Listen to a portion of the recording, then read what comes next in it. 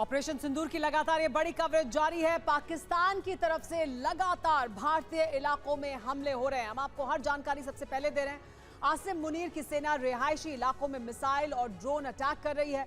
जवाब में भारतीय सेना ने भी करारा प्रहार किया है। पाकिस्तानी सेना ने जम्मू कश्मीर के राजौरी, उड़ी, पुंछ और जम्मू में हमले किए, जिसके जवाब में भारतीय सेना ने पाकिस्तान के कई इलाकों को धुआं कर दिया। ये तस्वीरें हम आपको दिखा रहे हैं। पाकिस्तान ने कहां हमला किया, लेकिन सभी हमलों को नाकाम किया गया। ये तस्वीरें राजौरी, पुंछ, उड़ी, जम्मू की तस्वीरें, अखनूर की तस्वीरें, कुपवाड़ा की तस्वीरें, श्रीनगर और अमृतसर की तस्वीरें हम आपको दिखा रहे हैं, जहां पाकिस्तान ने हमला किया था।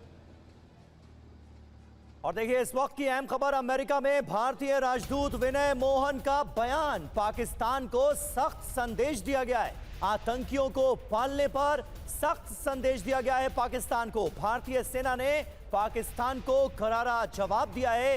ये उनकी तरफ से कहा गया है, यानी आतंकियों को पालने पोसने का खामियाजा भुगत रहा है पाकिस्तान। भारत ने पाकिस्तान को दिया मुंहतोड़ जवाब। क्या कुछ हुआ है, भारत ने किस तरह से जवाब दिया, आपको बता दें। पाकिस्तान के 8 सैन्य ठिकानों पर भारत ने हमला किया, जिसमें से 6 पाकिस्तान के सैन्य एयरबेस शामिल हैं। इसमें एक रडार साइट पर भारत ने हमला किया है। पाकिस्तान के एक एविएशन बेस पर भी भारत ने हमला किया है। तो ये 8 अहम लोकेशंस, ये 8 अहम रणनीतिक तौर पर अहम जगहें पाकिस्तान के लिए, जिन्हें भारत ने निशाना बनाया और सफलतापूर्वक अपने ऑपरेशन को अंजाम दिया। ऑपरेशन सिंदूर के तहत ये बड़ी कार्रवाई भारत की पाकिस्तान पर। और वहीं भारत ने सियालकोट एयरबेस पर हमला किया। रफीकी, मुरीद, चकलाला, सुकूर एयरबेस पर भी अटैक किया गया। इसके अलावा पाकिस्तान के वो एयरबेस जो भारत की तरफ से निशाना बनाए गए, उसमें रहमयार खान, चुनिया सैन्य ठिकाना भी शामिल है। इस पर भी किया गया है हमला। गाड़ी गलत गुजरी है, बच गई, शुक्र है। जब गिरा ना आग लगी, गाड़ी गुजर गई। भारत ने लेकिन पाकिस्तान के जिन एयरबेस को निशाना बनाया है, वो पाकिस्तान के लिए कितनी अहमियत रखते हैं, साथ ही पाकिस्तान को क्या नुकसान हुआ है भारत द्वारा किए गए इस हमले में, ये आइए आपको बताते हैं। पाकिस्तान की कमर टूटी है। पाकिस्तान के जो ये एयरबेस हैं, पाकिस्तान की सेना के लिए, पाकिस्तान की एयरफोर्स के लिए बहुत अहम है, महत्वपूर्ण है। सबसे पहले आपको रफीकी एयरबेस के बारे में बताते हैं। शोरकोट में है ये। इसका महत्व ये है कि यहाँ पर JF-17 जो चीन से मिला फाइटर जेट है पाकिस्तान को, वो यहाँ पर तैनात है। मिराज के स्क्वाड्रन यहाँ पर हैं। पूर्वी और पश्चिमी फ्रंट पर इसकी तैनाती है। मुश्किल में इसके अलावा कई हेलीकॉप्टर भी यहाँ पर तैनात किए गए हैं। एयर डिफेंस सिस्टम पर भी इसका असर होगा। जहां पर भारत ने हमला किया है, उसका व्यापक असर पाकिस्तान में देखने को मिलेगा। बिल्कुल। इसके अलावा जो दूसरा एयरबेस जिसे निशाना बनाया गया भारत की तरफ से, वो है मुरीद एयरबेस चकवाल का। इसका महत्व आपको बता दें, ड्रोन अटैक का यह बड़ा सेंटर माना जाता है। खुफिया जानकारी का विश्लेषण यहां पर किया जाता है। बड़ी तादाद में यहां पर मौजूद ड्रोन्स को तबाह किया गया है। सर्विलांस ऑपरेशन इससे पाकिस्तान का प्रभावित हुआ है, तो यह बड़ा नुकसान हुआ है। इसके बाद अगला एयरबेस जिसे भारत ने निशाना बनाया, वो चकलाला का एयरबेस था। और यहां पर देखिए इसका महत्व क्या है और उसकी वजह से क्या बड़ा नुकसान हुआ है। हम दोनों बातें आपको बता रहे हैं। यहां पर 5 से 6 ट्रांसपोर्ट स्क्वाड्रन तैनात हैं और इसकी वजह से जो भारत का हमला हुआ है, इसकी वजह से एरियल रिफ्यूलिंग में पाकिस्तान को दिक्कत आएगी अगर उसके जेट्स हवाई उड़ान भरते हैं। दूसरी तरफ इस्लामाबाद से सिर्फ 10 किलोमीटर दूर है ये, और इस वजह से इसकी वजह से नुकसान ये होगा कि VIP मूवमेंट नहीं हो पाएगा। इसी बेस का इस्तेमाल किया जाता है VIP मूवमेंट के लिए भी, क्योंकि ये इस्लामाबाद यानी पाकिस्तान की राजधानी से सिर्फ 10 किलोमीटर दूर है। और इसके अलावा रहीम यार खान एयरबेस को भी भारत की तरफ से निशाना बनाकर पाकिस्तान को कड़ा मैसेज दिया गया। इसका महत्व है, तेज तैनाती में ये एयरबेस मददगार साबित होता है। नुकसान के तौर पर देखा जाए तो रणनीतिक ऑपरेशन पर, पाकिस्तान के रणनीतिक ऑपरेशन पर अब इस हमले के बाद लगाम लगेगी, ये तय माना जा सकता है। इसके अलावा सुकूर का एयरबेस भी भारत के निशाने पर था। इसका महत्व क्या है और इसकी वजह से नुकसान क्या होगा, ये भी जान लीजिए। इसका महत्व यह है कि दक्षिण एयर कमांड का ये अहम हिस्सा है और इसकी वजह से F-16 को नुकसान संभव है। यहीं पर अमेरिका से मिले फाइटर जेट F-16 पाकिस्तान तैनात करता है। इसके अलावा PAF की 19वीं स्क्वाड्रन यहाँ पर है, यानी पाकिस्तान एयरफोर्स की 19वीं स्क्वाड्रन की यहाँ पर तैनाती है। लेकिन इससे यह होगा कि 15 दूसरे विमानों को भी नुकसान संभव है। यहाँ पर ऐसा हो सकता है कि भारत ने जो हमला किया उसमें बड़ा नुकसान पाकिस्तान को हुआ हो। बिल्कुल, इसके अलावा चुनियान एयरबेस पर भी किया गया है अटैक और यहां पर भी तबाही साफ तौर पर देखी गई। इसका महत्व सबसे बड़ा यह है कि पाकिस्तान एयरफोर्स का यह अहम ऑपरेशनल बेस है और इसके जरिए भी काफी नुकसान किया गया है। जैकबाबाद जो एयरबेस है उसके बारे में आपको बता दें, यहां पर F-16 फाइटर जेट का बेस है और पूर्वी फ्रंट में जो संचालन है अब इस हमले के बाद उसमें बड़ी दिक्कत आने वाली है। PAF की 39वीं टैक्टिकल विंग यहां पर मौजूद है, यानी इससे पाकिस्तान का टैक्टिकल ऑपरेशन भी अब खासा प्रभावित होगा भारत के इस हमले के बाद। लेकिन इस वक्त की बड़ी खबर आपको बता देते हैं, वो ये कि ऑपरेशन सिंदूर में आतंकवादी जो ढेर किए गए हैं उनके नाम अब सामने आ रहे हैं। मरकज तैयबा का प्रमुख मुदस्सर खान ढेर कर दिया गया है। मसूद अजहर का जीजा हाफिज जमील भी खत्म हो गया है भारत द्वारा किए गए हमले में। मसूद अजहर का भाई यूसुफ अजहर भी मारा गया है भारत द्वारा किए गए बड़े हमले में। इसके अलावा आतंकी खालिद हसन खान भी मारा गया।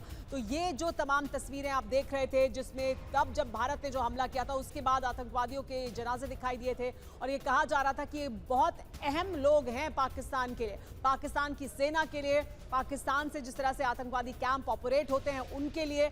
और अब क्योंकि नाम साफ हो रहे हैं, एक एक कर जानकारियां निकलकर सामने आ रही हैं, तो ये पता लग रहा है कि दरअसल ये कितने महत्वपूर्ण थे पाकिस्तान के एस्टैब्लिशमेंट के लिए, सेना के लिए। भारत में आतंकवाद को बढ़ावा देने के लिए इनका कैसे इस्तेमाल होता था। तो देखिए, कई बड़े पाकिस्तानी आतंकी ढेर कर दिए भारत ने स्ट्राइक में और उनके नामों की पूरी फहरिस्त अब हम आपको दिखाने जा रहे हैं। मुदस्सर खादियान खास मरकज तैयबा का ये इंचार्ज था, बड़ा आतंकी था, मारा गया। आतंकी के जनाजे में सेना के अफसर पहुंचे थे।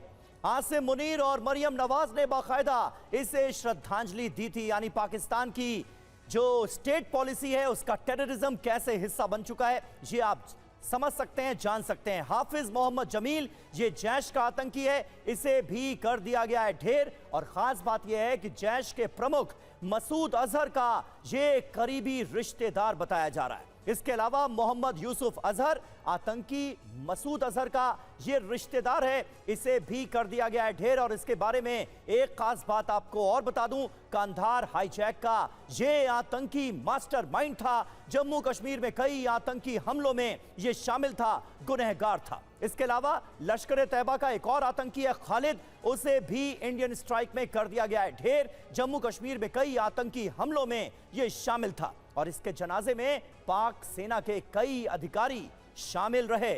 इसके अलावा मोहम्मद हसन खान जैश के ऑपरेशनल कमांडर मुफ्ती खान का ये बेटा है। जम्मू कश्मीर में कई आतंकी हमलों का इसे गुनहगार माना जाता है और इसे भी कर दिया गया है ढेर। हमारे साथ मेजर जनरल ब्रजेश कुमार मौजूद हैं इस वक्त स्टूडियो में हमारे।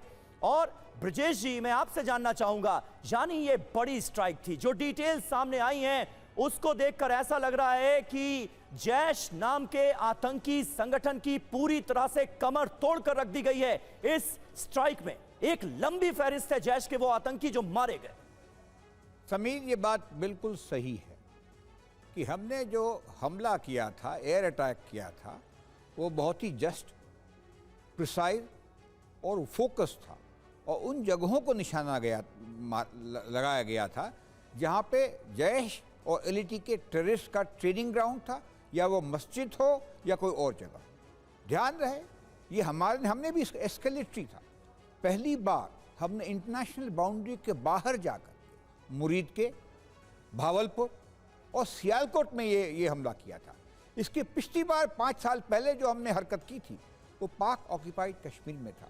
तो ये एक हमने इसको कैलिब्रेट करके ऊपर भेजा था, लेकिन उसका जो रिस्पॉन्स आया पाकिस्तान ये देख करके, तो अभी हम कन्विंस हो गए हैं इन प्यादों को या टेररिस्ट ऑर्गेनाइजेशन को मारने से कोई खास फायदा नहीं है। हमारी लड़ाई टेररिस्ट के उद्गम से है और जो है पाकिस्तान आर्मी और उनका प्रमुख।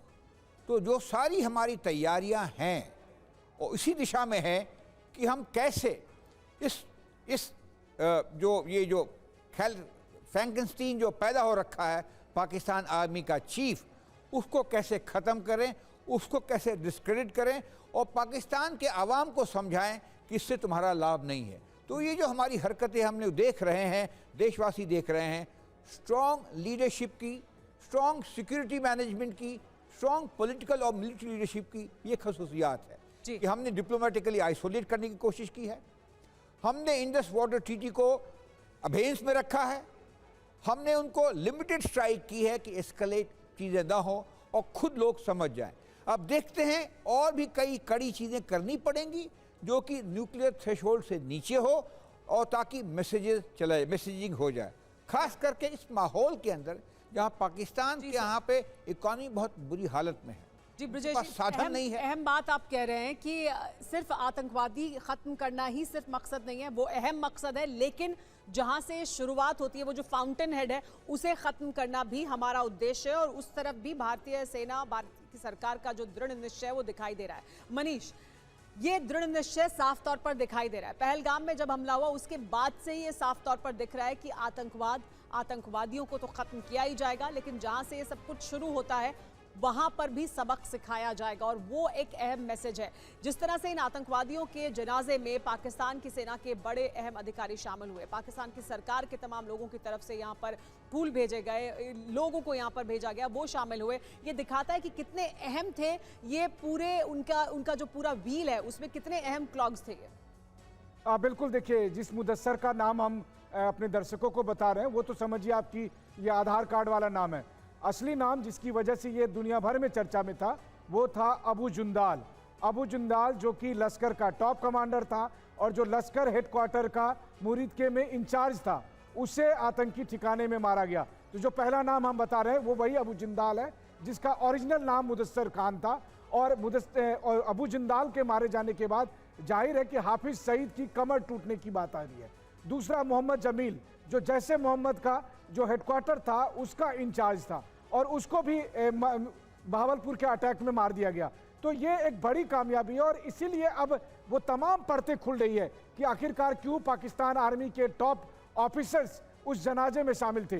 क्योंकि जब हाफिज सईद का टॉप कमांडर हो या मसूद अजहर का टॉप कमांडर हो या मसूद अजहर के भाई मारे गए, तो इसीलिए पाकिस्तान आर्मी के बड़े बड़े जो हुक्मरान हैं वो सब उस जनाजे में शामिल थे। लेकिन हमारी लड़ाई आतंकवाद के खिलाफ थी, आतंक के खिलाफ हमने लड़ाई शुरू की थी, लेकिन चूंकि पाकिस्तानी सैनिक, पाकिस्तानी आर्मी उससे सपोर्ट कर रही है तो अब हम पाकिस्तानी आर्मी को भी मेजर्ड रूप में रिस्पॉन्ड कर रहे हैं। बिल्कुल, जैसे जैसे दिन गुजर रहे हैं इंडियन स्ट्राइक में जो आतंकी मारे गए हैं उनकी लंबी फहरिस्त सामने आ रही है और पता चल रहा है कि किस तरह से इस आतंकी संगठन की कमर तोड़कर रख दी गई। स्ट्राइक में भारतीय सेना ने पाकिस्तान को करारा जवाब दिया है। सेना के बारूदी प्रहार से पाकिस्तान के कई इलाकों में तबाही मच गई है और भारत के खिलाफ बारूदी मोर्चा खोलकर पाकिस्तान के हुक्मरानों और आर्मी ने फिर से इतिहास की उस गलती को दोहराया है जिसका नतीजा तबाही या सरेंडर है और इसका नतीजा जल्द आने के संकेत मिलते हैं। पाकिस्तान की सेना के घेराव से जो घर में भी कई मोर्चों पर घिरी हुई है, बगावत, सियासत और आवाम का गुस्सा इस कदर भड़का हुआ है कि नेशनल असेंबली में भी शहबाज शरीफ को कायर और गीदड़ की संज्ञा दी जा रही है, जो संकेत है कि पाकिस्तानी सेना जल्द ही हर मोर्चे पर सरेंडर के लिए मजबूर होगी।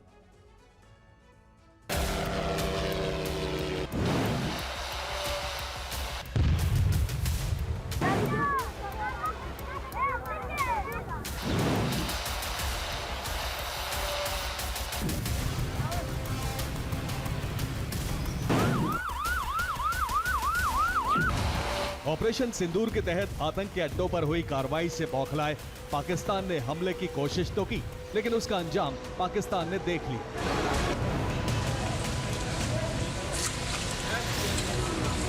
दिन के उजाले में भारत ने सीधा संदेश दिया कि भारत से टकराने का मतलब सिर्फ और सिर्फ तबाही है। इसके बावजूद पाकिस्तानी हुक्मरानों और आर्मी अफसरों ने फिर से गलत रास्ता चुन लिया।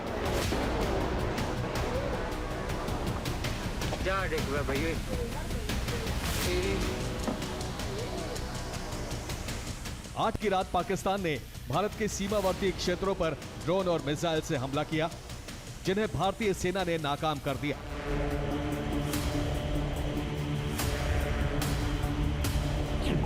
इस नाकामी ने ही पाकिस्तान प्रधानमंत्री शहबाज शरीफ और आर्मी चीफ आसिम मुनीर को कटघरे में खड़ा कर दिया।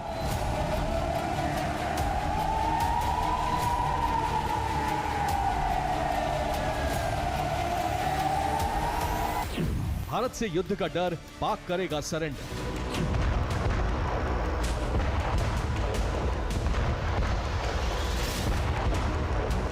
हिंदुस्तान से जंग के खौफ में मायूस हुए ये चेहरे साफ बता रहे हैं कि हिंदुस्तान को ललकारने वाले जल्द ही सरेंडर करेंगे। और ये सरेंडर सिर्फ एक मोर्चे पर नहीं होगा, बल्कि 5 मोर्चे पर पाकिस्तानी फोर्स हथियार डालेगी। हथियार डालने का जो रिकॉर्ड पाकिस्तानी सेना ने 1971 में बनाया है, वो रिकॉर्ड ध्वस्त कर पाकिस्तानी फोर्स 2025 में नया रिकॉर्ड कायम कर लेगी।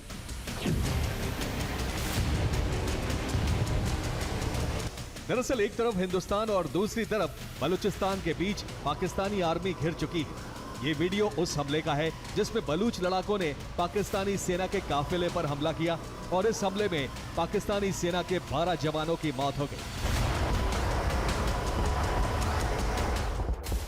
और इस हमले की जिम्मेदारी ली है बलूचिस्तान लिबरेशन फ्रंट ने।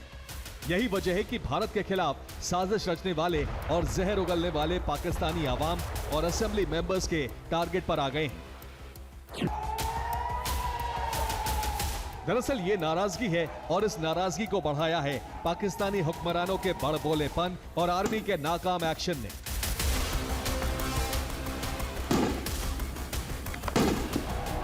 इसलिए भारत को दहलाने की साजिश फिर नाकाम साबित हुई और इस हमले ने पाकिस्तानी सेना की बेइज्जती न सिर्फ दुनिया में की, बल्कि भारत के खिलाफ अपनी ताकत का प्रदर्शन करके घरेलू मोर्चे पर भी विद्रोहियों को मौका दे दिया।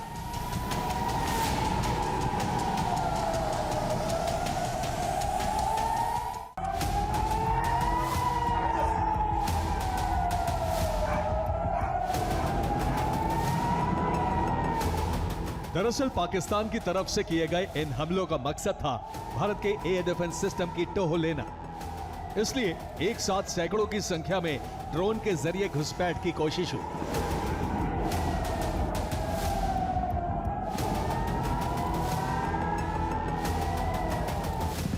जिसका जवाब मिलते ही पाकिस्तानी हुक्मरानों के सामने एक विकल्प बचा और ये विकल्प है सरेंडर।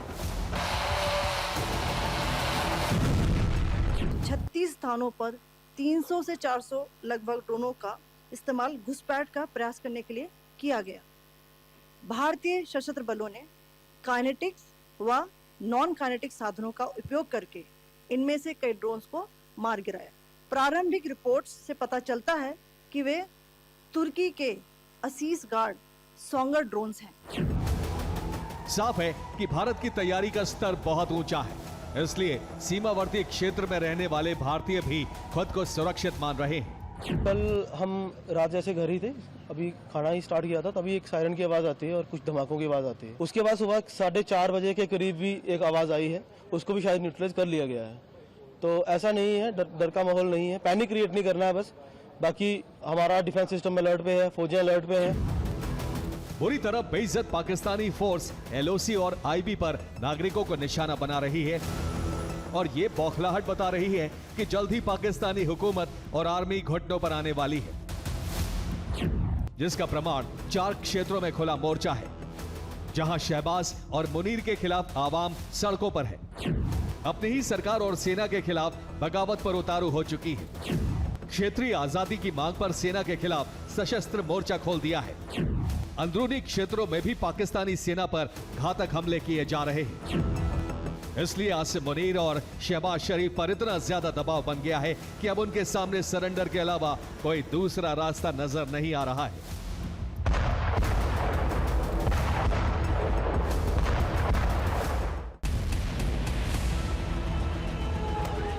पाकिस्तान में इस समय दहशत का माहौल है, भारत के हमले का डर पहले ही सता रहा है और दूसरी तरफ घरेलू मोर्चे पर पाकिस्तानी सेना को कई क्षेत्रों से बेदखल किया जा रहा है।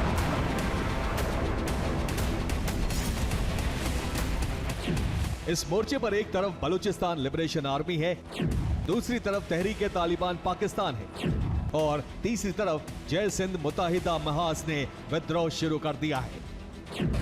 और सबसे अहम बात यह है कि भारत के खिलाफ मोर्चा खोलकर पाकिस्तान ने अपने अंदरूनी बागी संगठनों को आक्रामक होने का मौका दिया है, जो बताता है कि पाकिस्तानी हुकूमत और सेना हर मोर्चे पर घिर चुकी है और नाकामी उनका भविष्य बन गई है। Bureau report, TV9 Bharatvarsh. आपको बता दें कि भारत ने जो पाकिस्तान पर हमले किए हैं उसमें 2 लॉन्च पैड भी भारत ने उड़ा दिए हैं। सियालकोट के लूनी में जो लॉन्च पैड थे उसे तबाह किया गया भारत द्वारा। भारत में ये अहम सफलता हासिल की इस लॉन्च पैड को तबाह करके। ये तस्वीरें जो आप देख रहे हैं ये पाकिस्तान के सियालकोट के लूनी की तस्वीर है। यहाँ पर बीएसएफ ने इस वीडियो को जारी किया और बताया कि कैसे बीएसएफ ने ये जो अहम लॉन्च पैड थे, 2 लॉन्च पैड लूनी में, इनको तबाह किया है। बीएसएफ की तरफ से बड़ी कार्रवाई की गई। तो भारत की तमाम फोर्सेस कैसे कार्रवाई कर रही हैं, बीएसएफ ने जो कार्रवाई की है उसमें पाकिस्तान को किस तरह से सियालकोट में नुकसान पहुंचाया है, वो हम आपको दिखा रहे हैं।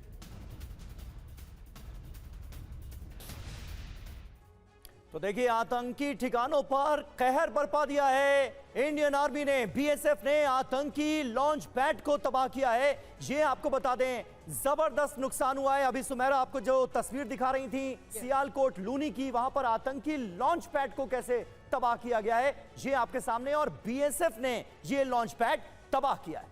तो सियालकोट के लूनी में था ये आतंकी कैंप। हम आपको तस्वीरें भी दिखा रहे हैं। ये सियालकोट का अहम लॉन्च पैड था। ये 2 लॉन्च पैड थे। इन दोनों लॉन्च पैड को बीएसएफ ने तबाह कर दिया है।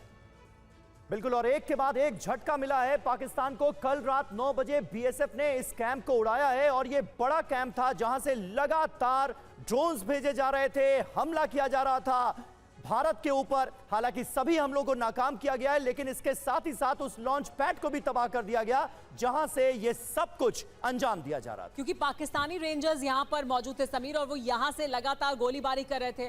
भारत में जो सीमा के पास रिहायशी इलाके हैं, जो आम नागरिक जहां पर हैं, उन्हें टारगेट किया जा रहा था। बीएसएफ ने जवाबी कार्रवाई में इस लॉन्च पैड को उड़ाया है यहां से, क्योंकि जो पाकिस्तानी रेंजर्स हैं वो लगातार गोलीबारी करते, उसमें अहम सफलता हासिल हुई है बीएसएफ को। बिल्कुल, और देखिए, एक के बाद एक लगातार एक्शन से पाकिस्तान बौखलाया हुआ है। पाकिस्तान की नापाक हरकत का भारतीय सेना मुंहतोड़ जवाब दे रही है। आपकी टीवी स्क्रीन पर 2 तस्वीरें हम आपको दिखा रहे हैं। पहली तस्वीर में पाकिस्तानी पोस्ट आपको नजर आएगी जिसको सेना ने कर दिया है तबाह। पाकिस्तानी सेना इसी पोस्ट से भारतीय इलाकों पर हमला कर रही थी। और दूसरी तस्वीर भारतीय एयरबेस की है जो पूरी तरह से सुरक्षित है। आज एमईए की तरफ से जो प्रेस कॉन्फ्रेंस की गई उसमें ये तस्वीरें टाइम के साथ जारी की गई और बताया गया कि भारतीय एयरबेस पूरी तरह से सुरक्षित हैं, सेफ है। आपको अब आइए 5 तस्वीरें दिखाते हैं, 5 वीडियो दिखाते हैं कि कैसे भारतीय सेना ने पाकिस्तान की पोस्ट को तबाह कर दिया। पाकिस्तान की इन पोस्ट से भारतीय इलाकों में लगातार फायरिंग हो रही थी। वो तमाम जानकारी जो हम आपको लगातार दे रहे हैं कि किस तरह से, देखिए, पाकिस्तान की पोस्ट से फायरिंग हो रही है, जिसके जवाब में भारतीय सेना ने पाकिस्तानी सेना की पोस्ट को ध्वस्त कर दिया है। तो ये जो कार्रवाई है वो दिखा रही है कि कैसे पाकिस्तानी पोस्ट को भारत ने तबाह किया है। हमारे साथ ब्रजेश जी लगातार मौजूद हैं। सर, एलओसी पर हम हमेशा देखते हैं कि जब टेंशन बढ़ता है भारत और पाकिस्तान के बीच तो फायरिंग तेज हो जाती है, सीज फायर वायलेशन तेज हो जाते हैं। लेकिन अब जो हालात हैं वो अपने चरम पर पहुंचे और पाकिस्तान की तरफ से लगातार बहुत ज्यादा शेलिंग और गोलीबारी की जा रही है, लेकिन भारत भी उसी तरह से जवाब दे रहा है। ये जो इलाका है यहाँ पर पाकिस्तान की क्या रणनीति हो सकती है? क्यों वो यहाँ पर इतनी ज्यादा गोलीबारी और सिविलियंस को क्यों निशाना बना रहा है? देखिए, जब भारतीय सेना या वायुसेना के विमान और हमारे यूएवी उनके काफ़ी डेप्थ में चले जाते हैं, सक्कर, रहीम यार खां, जकोबाबाद बॉर्डर से काफ़ी दूर हैं, तो वहाँ तक आपकी पहुँच है और क्षमता है, तो आदमी बौखला कर क्या कर सकता है। फिलहाल एक ही ऑप्शन, जो कि जम्मू कश्मीर में जो एलओसी है उसके ऊपर में फायरिंग करना इनडिस्क्रिमिनेट, और हमारे जो सिविलियन लोगों के यहाँ को कैजुअल्टी देना। तो ये तो चीज़ें चलती रही हैं। जहाँ एलओसी का सवाल है, कई सालों से जब भी कुछ हरकत होती है तो उधर से फायरिंग आती है और फिर जवाब में हम फायर करते हैं। हमें स्वाभाविक है, अगर उन्होंने 100 गोले दाबे होंगे तो हम लोगों ने भी करीब 500-600 गोले जरूर दाबे होंगे। तो ये एक टिट फॉर टैट एक्शन और रिएक्शन है। बिल्कुल। मिलिटरी टर्म से इसका कोई खास मतलब भी नहीं है, क्योंकि लोग भी जो वहाँ पे हैं उनका मनोबल ठीक ठाक है। लेकिन वही चीज़ हम जो पंजाब के अंदर करके आए हैं उसमें आपको थोड़ा नज़र आएगा। जी, होता क्या है कि अभी जो हम फेज में लड़ाई में है उसको हम कहते हैं दुश्मन के जो एयर डिफेंस का जो कैपेबिलिटी है उसको डिग्रेड करना, सीम या डीम कहते हैं, suppression of enemy air defence. तो उसका मतलब क्या है, हम एक कवच बनाते हैं, एक ढाल बनाते हैं लो लेवल और हाई लेवल हवाई जहाज से या एरियल टारगेट के ऊपर से अपने आप को बचाने के लिए। Lower level air defence artillery का काम है और हायर लेवल एयरफोर्स का काम। तो अगर हमने सुना होगा सैम 400 मिसाइल शील्ड, वो जो रक्षा शिलाएँ हैं वो एयरफोर्स उसको देखती है, और L60 L70 गन्स या छोटे मिसाइल से वो आर्मी देखती है। तो हम ऐसा ढाल बनाते हैं कि दुश्मन का कोई भी UAV, ड्रोन, हवाई जहाज बिल्कुल सर, आपने सही कहा, और वही ढाल तो काम कर रहा है। और उस ढाल का कमाल देखिए कि पाकिस्तान की तरफ से इतने हमले किए गए, इतने ड्रोन दागे गए, इतनी मिसाइलें दागी गई, लेकिन पाकिस्तान इन हमलों को कामयाब नहीं कर पाया। मनीष, ये जो नुकसान पाकिस्तान की तरफ सरहद पार हमें नजर आ रहा है, ये इसलिए भी ज्यादा नजर आ रहा है क्योंकि करने की कोशिशें तो पाकिस्तान की तरफ से यही सब की गई, लेकिन जवाब में हमने वो कर दिखाया। पाकिस्तान ने जो किया उसे हमारे एयर डिफेंस ने पूरी तरह से नाकाम कर दिया। बिल्कुल, देखिए ऑफेंस तो दोनों तरफ से हुआ था, दोनों तरफ से अटैक करने की कोशिश की गई, लेकिन हमारा डिफेंस भी मजबूत था। और किसी भी गेम में अगर आपका अटैक और आपका डिफेंस दोनों मजबूत है तो आपकी जीत सुनिश्चित होती है, वहीं दूसरी तरफ दुश्मन को नुकसान पहुंचता है। वही बात पाकिस्तान के साथ हुआ। बीते 24 घंटे में पाकिस्तान को जबरदस्त नुकसान पहुंचा है। उसका कारण यह है कि पाकिस्तान की एयर डिफेंस सिस्टम उतनी मजबूत नहीं थे, उतने कारगर नहीं थे, या फिर उन्होंने इंगेज नहीं किया, चाहे जो भी सोच करो। और यही वजह है कि लाहौर में उनके एयर डिफेंस सिस्टम को ध्वस्त करने से लेकर हमने जो 6-7 पाकिस्तान के क्रिटिकल एयरबेस पर अटैक किया, उसको क्षतिग्रस्त किया। उसकी वजह यही है कि वहां पर इसका मतलब है कि पाकिस्तानी एयर डिफेंस सिस्टम मौजूद नहीं था।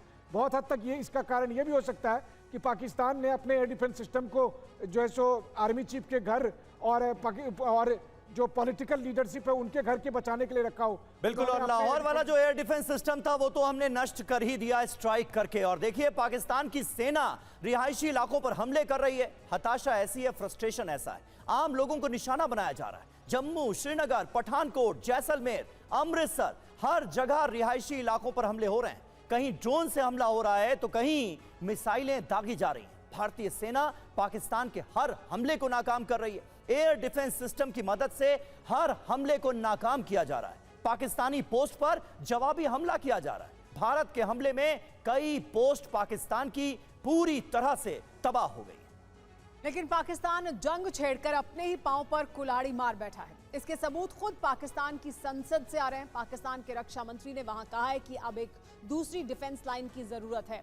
इस डिफेंस लाइन के लिए सेना या सुरक्षा बल नहीं बल्कि मदरसे में धार्मिक शिक्षा लेने वाले पाकिस्तानी छात्रों का इस्तेमाल किया जाएगा। पाकिस्तान ऐसा क्यों कर रहा है, इसके पीछे की असली वजह क्या है, इस रिपोर्ट में जानिए।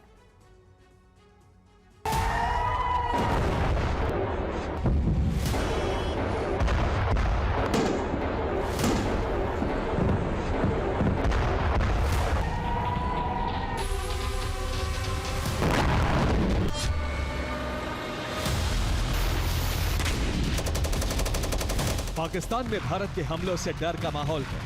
लाहौर, रावलपिंडी के सैन्य ठिकाने भारतीय बारूद का स्वाद चख चुके हैं।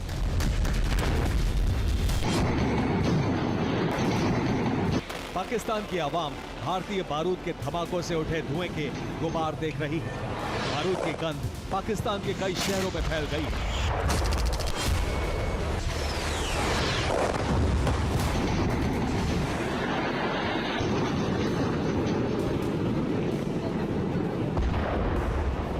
मई की सुबह भारतीय सेना ने LOC पर सीज़फायर तोड़ने का जवाब दिया और पाकिस्तान पर ड्रोन हमला किया।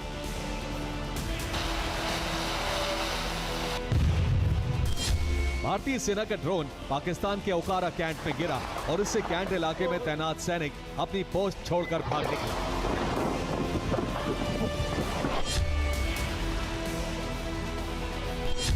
पाकिस्तान की ज्यादातर फौज बॉर्डर पर है और शहरों में बचे फौजी अहम सैन्य ठिकाने छोड़कर भाग रहे हैं।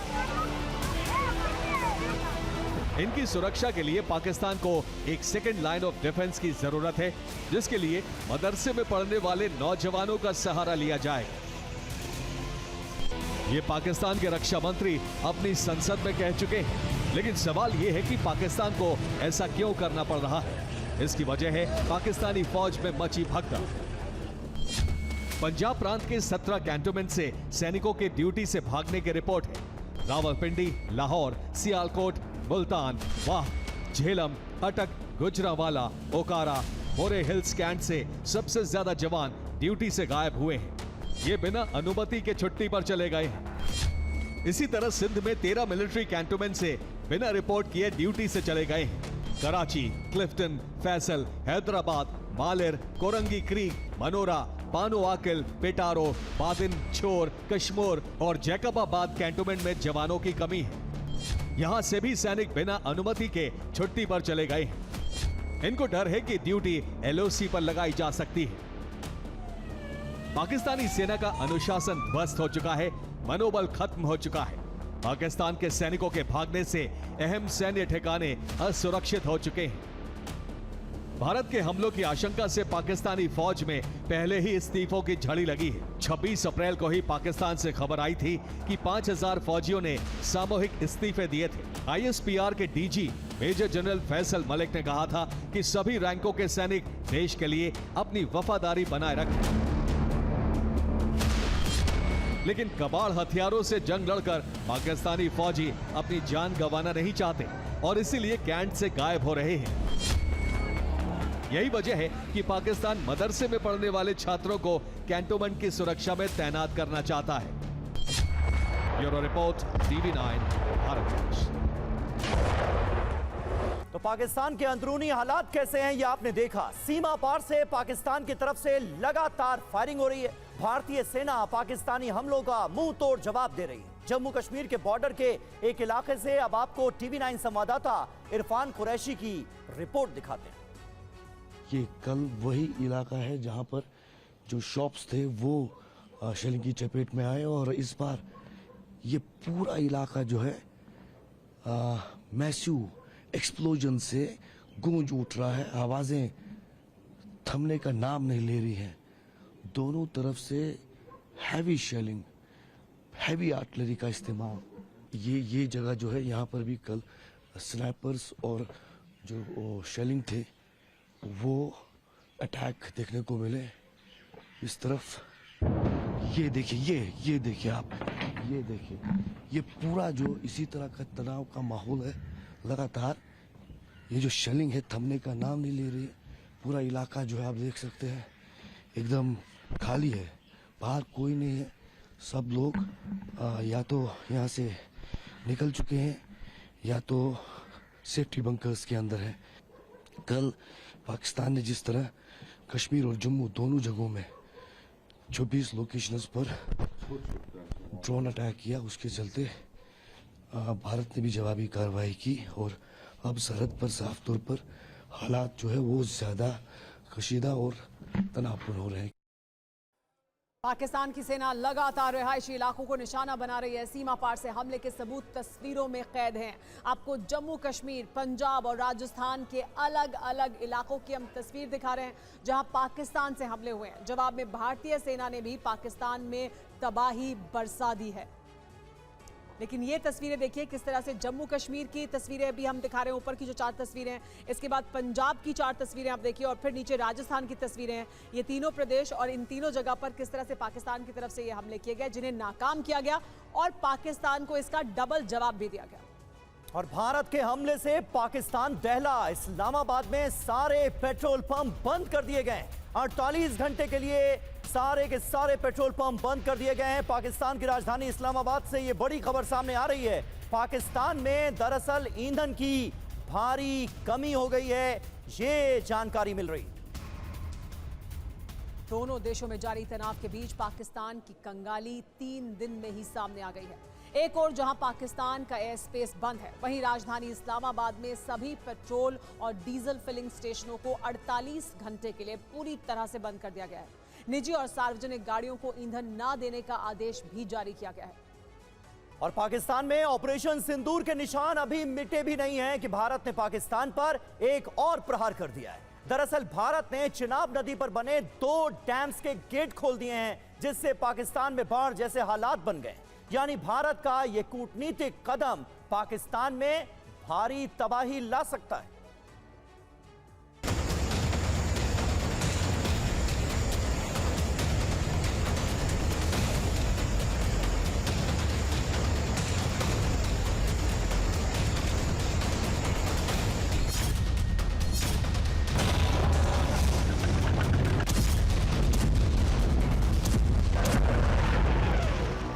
पाकिस्तान पर जल प्रहार नंबर 1, पाकिस्तान पर जल प्रहार नंबर 2। ऑपरेशन सिंदूर से पाकिस्तान उबर तक नहीं पाया कि भारत ने पाकिस्तान पर जल प्रहार कर दिया। भारत के डैम से निकले सैलाब से पाकिस्तान और उसकी आवाम कांप रही है, क्योंकि ये सैलाब बाढ़ की शक्ल अख्तियार कर पाकिस्तान की जनता को डुबो सकता है। भारत ने 9 मई की सुबह चेनाब नदी पर बने 2 डैम के गेट खोल दिए। बगलीहार और सलाल डैम के कई गेट खुल गए हैं, जिसकी वजह से पाकिस्तान में बाढ़ जैसे हालात बन सकते हैं। भारत ने इस डैम के कुल 3 गेट खोले हैं। इसके कुछ देर बाद ही भारत ने बगलीहार डैम के गेट भी खोल डाले, जिसके बाद इन डैम में मौजूद पानी तेजी से पाकिस्तान को डुबाने के लिए आगे बढ़ने लगा। भारत की ओर से पिछले सप्ताह ही चिनाब नदी के पानी को रोक दिया गया था। पहले बगलीहार डैम और फिर सलाल डैम को बंद करके पानी रोका गया था। जम्मू कश्मीर में बीते दिनों आई बारिश के बाद डैम का जल स्तर बढ़ गया था, जिसके बाद अब भारत ने डैम के गेट खोल दिए हैं। इस डैम से निकले पानी से चिनाब नदी के आसपास के इलाकों में बाढ़ आने का खतरा बढ़ गया है, जिससे पाकिस्तान को जबरदस्त आर्थिक नुकसान हो सकता है। दरअसल पहलगाम हमले के तुरंत बाद हिंदुस्तान ने सबसे पहले जो कदम उठाया वो सिंधु जल समझौते का निलंबन था। ये भारत का सबसे बड़ा रणनीतिक कदम था, जिससे पाकिस्तान का चारों खाने चित होना तय है, और इससे प्रमाणित करता है भारत का एक्शन। दरअसल पाकिस्तानियों का दावा था कि भारत के पास पानी रोकने का इंफ्रास्ट्रक्चर नहीं है, लेकिन इसके बाद भी भारत ने पहले पाकिस्तान का पानी रोककर नदी को सुखा दिया और अब नदी पर बने 2 बांधों के गेट खोल दिए, जिससे पाकिस्तान में बाढ़ जैसे हालात बन सकते हैं। साफ है, सिंधु जल समझौता रद्द करने का मकसद पाकिस्तान को आर्थिक चोट पहुंचाना है, उसकी खेती को तबाह करना है, फिर चाहे नदियों को सुखा कर पहुंचाया जाए या पाकिस्तान में बाढ़ लाकर, यानी हर हालत में पाकिस्तान का बर्बाद होना तय है। Bureau report, TV9 Bharatvarsh. और वहीं जम्मू कश्मीर के राजौरी में पाकिस्तान की तरफ से शेलिंग हो रही है। BSF की तरफ से भी जवाबी हमला किया जा रहा है। पाकिस्तान के सियालकोट में सुरक्षा बलों ने आतंकियों के लॉन्च पैड को तबाह कर दिया है। राजौरी से देखिए TV9 संवाददाता अंकित भट्ट की ग्राउंड रिपोर्ट।